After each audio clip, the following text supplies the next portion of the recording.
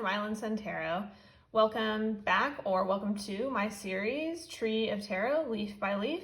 In this video, we are going to be taking a look at the Lovers. And I have, just as with my other videos, 8 examples to show you. First, we have the Hanson-Roberts Tarot, the DruidCraft, Fairy Tarot, Starchild Tarot, Shadowscapes Tarot, Oak, Ash Thorn, Darkness of Light, and the Crow Tarot. So, what are some things that automatically come to mind when we see the Lovers card? Super basic, love. Straight up just love.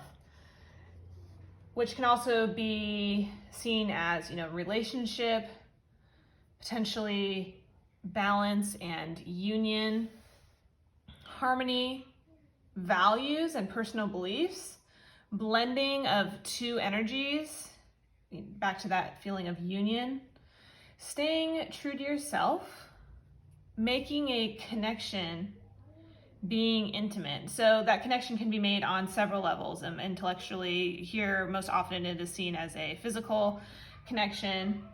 So also sexuality, experiencing desire and responding with passion, choosing between right and wrong, same as, choosing between, the ethical way or the moral choice. So back in the late 1700s, the lovers were referred to as the lover, singular. If you look at some older Marseille style decks, you have a male figure in the center and there is a female on either side of him.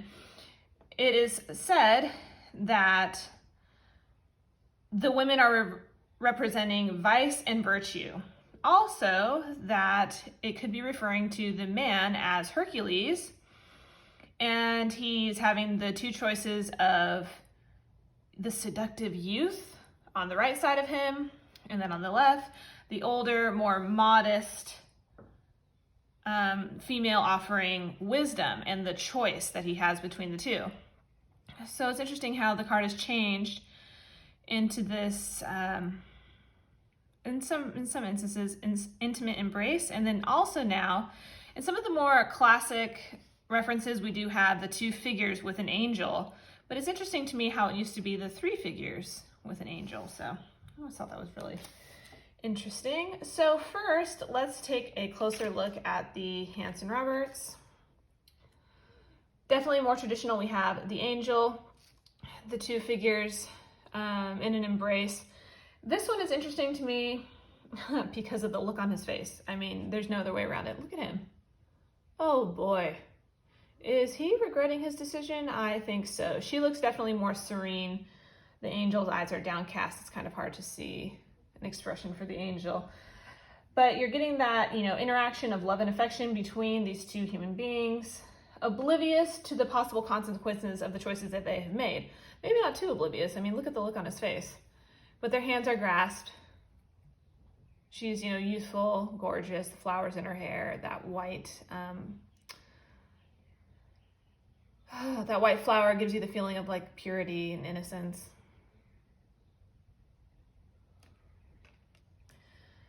Next, I'm so sorry I didn't do a warning. There's nudity in this card before I started the video. I'm really sorry.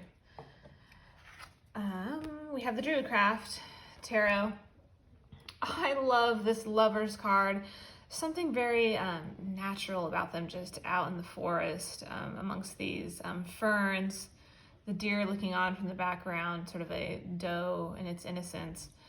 Oh, and gosh, they're so gorgeous. She, from the previous cards, they could be the High Priestess and the High Priest, or the Lord and the Lady. And this card really makes you feel the union and the surrender, how they have surrendered to each other. That combining of the divine feminine and masculine.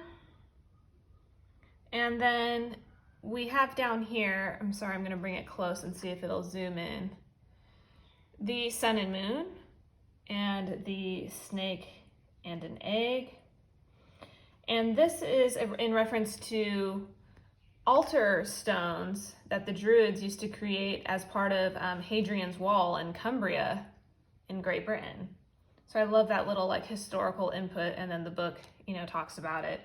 I love that from this deck. So it's really awesome to see. We also do have sort of a green man figure down here as well. Just super gorgeous card.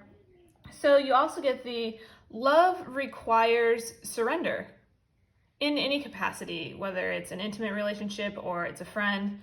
And then surrender requires choice. So then that brings us to values and choice being one of the key words for this card across the board, not just this one. Next we have the Fairy Tarot. This is really gorgeous. They look so youthful and happy. The white flowers, innocence again. I really love their wings on this one, the gold. Super delicate for both, really gorgeous. So it says, true love that is long lasting, choices made from the heart, a return to good health. So in the guidebook, it indicates that this is Saint Francis, and indicating the purity of their love. The church that they are in is in the Rosalind Chapel in Scotland, and they're showing these intricate carvings here. And if you visited this real place, the carvings indicate the search for the Holy Grail and the mysteries of it. So I like kind of that, you know, historical reference here, and, you know, giving a place to these fairies from Great Britain and Scotland. I think that's really gorgeous.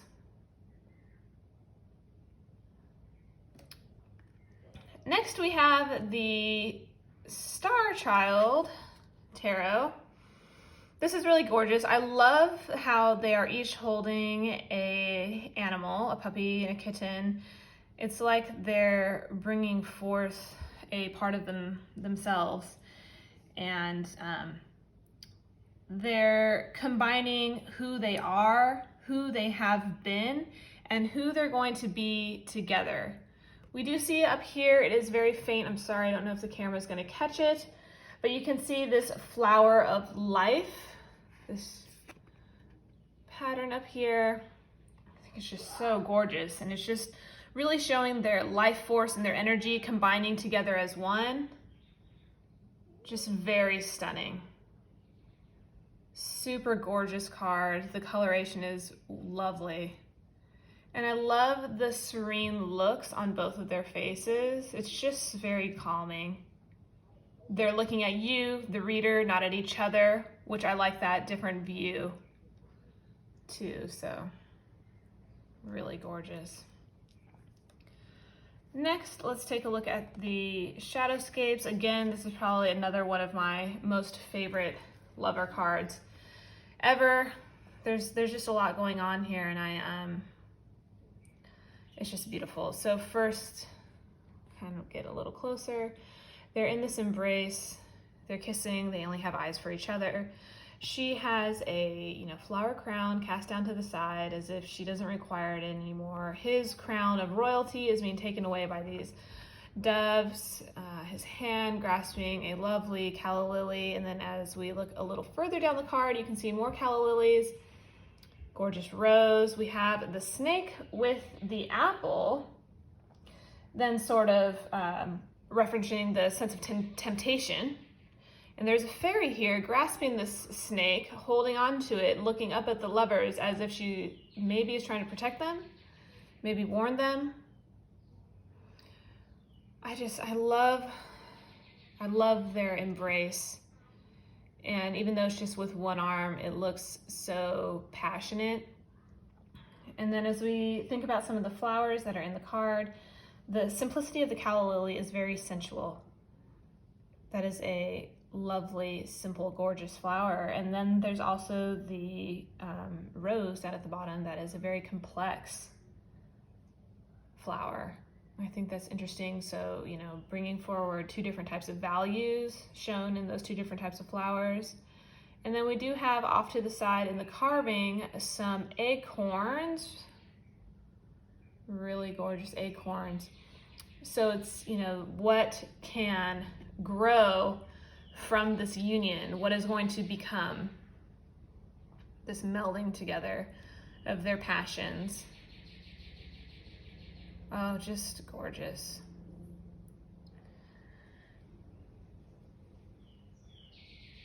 The doves are beautiful. The doves remind me of like purity and innocence. Really gorgeous card. Next we have the Oak, Ash, and Thorn tarot. These two foxes are just so sweet. I love the posture of this one with the head bent down, sitting closely together. It's nighttime, these sort of moths in the background. Seems like a really romantic setting, dare I say. I know they're foxes, but you know, you have that sense of this secret glen that they are in. It does look like they're in blackberry bushes, and blackberry bushes can be quite tightly woven and hard to get through. And I'm not sure, but I wonder if they have thorns. It kind of gives you that wild feeling, and this is their escape as they're sitting together. So definitely that feeling of love with their postures, which brings me to, you know, unity. I just think it's so gorgeous. And then that also brings to mind for me that level of commitment, because with foxes, there is the male and the female hunting to feed the babies, the little kits when they have them. And so I think showing these foxes together also references that feeling of commitment. I just think it's really gorgeous, simple, yet very powerful and gorgeous. And just look at the look on their faces, it's so detailed. Okay, next we have Darkness of Light. I really love this too because we've changed the postures, and I love how he is holding her up in his arms like that. We have the angel with the arms outstretched. The face you cannot see, but that really gives you the feeling of that higher divine power. So we have, you know, the union of these two souls. The angel is blessing them from the universe, and the brightness of light in the sky really gives you that feeling of like it's a divine union. And I just love how he's holding her. It's just really gorgeous. They're sort of standing in a field with the mountains in the background, sort of indicating, you know, are they going to have to travel up and over those mountains, into those mountains, the challenges that may come, the choices that they're going to have to make, and are they going to make those choices together to really solidify this divine union and really grow from coming together. I just think it's so gorgeous. I really love it. And then last, we have the Crow Tarot. So we have the trees with the snake, sort of referencing, you know, temptation, Adam and Eve. We have the two crows flying in the sky. The lovers in the forefront of the card with this heart between them. It looks as if they are feeding off of the heart. So that is a, you know, deep, deep connection with their souls, feeding off of this heart together, and they are binding themselves to each other with this joining of sharing this heart and the blood. And then you can also feel like these lovers have been through time with each other. We have the sun and the moon shown above. Their time with each other is endless, and they continue to strengthen their union. And I just, Oh, I just think it's so gorgeous. It seems a little busy at first when you look at it, but the little guidebook does give a couple of lovely sentences that really just give you this deep connection and this love that they have for each other, and combining their thoughts and feelings, dreams and wishes to make it work through the ages. I just think it's really stunning. So there you have 8 wonderful examples of the lover card. I would love to see your favorite lover cards in the description box below, what deck they come from, maybe why it's your favorite. And I just really hope that you all enjoyed this. So thank you so much for watching. Bye.